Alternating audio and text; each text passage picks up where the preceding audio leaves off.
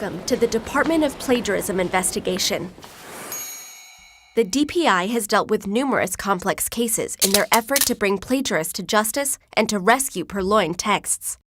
The first form of plagiarism that the DPI regularly encounters is known as brainchild snatching, in honor of the Latin word plagiarius, from which plagiarism originates. Brainchild snatchers sneak up on innocent papers and copy and paste them without citing any sources, putting quotation marks around direct quotes or changing a word.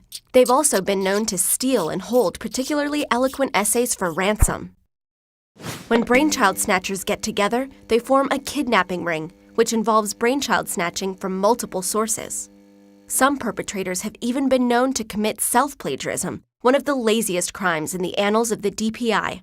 Also known as one-sided collaborators, these oddballs snatch up entire texts or small passages that they've written before and present them as brand new material. Brainchild snatchers and kidnapping rings are easy for the DPI to catch. Just paste a few passages into a search engine and bam, they're caught red-handed. The more covert forms of plagiarism include the wild goose chase technique, in which plagiarists create fake authors, book titles, page numbers, or other information in order to cover up plagiarism. And the old synonym switcheroo, in which plagiarists utilize a thesaurus as their main weapon. By substituting a synonym for nearly every word in the document and leaving the sentence structure and order of the ideas the same, plagiarists give legitimate paraphrasing a very bad name. Shoddy paraphrasing is also a key part of variations on a smokescreen, a technique in which multiple passages are paraphrased, then pasted together into one.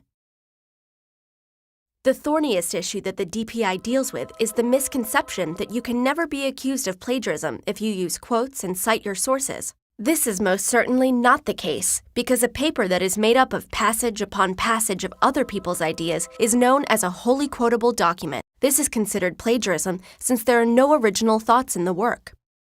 Similarly, passage after passage of too closely paraphrased text from multiple cited sources is also plagiarism of the pervasively paraphrased kind, because the ideas still aren't one's own. And lastly, the technique of revealing while concealing is plagiarism because it involves selective amnesia regarding one's sources in an attempt to cover up wholly quotable and pervasively paraphrased issues in a text.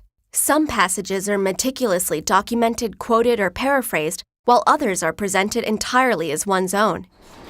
As you can see, the DPI has its hands full tackling all sorts of academic mischief and mayhem, ranging from the petty to the outrageous.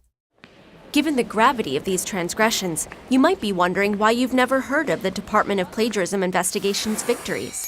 That's because it doesn't technically exist. But people like you and me can be our own DPI agents to fight plagiarism and uphold the values of original thinking. We know that the best defense against plagiarism consists of writers who save themselves time, worry, and effort by taking the far easier road of just doing the work themselves.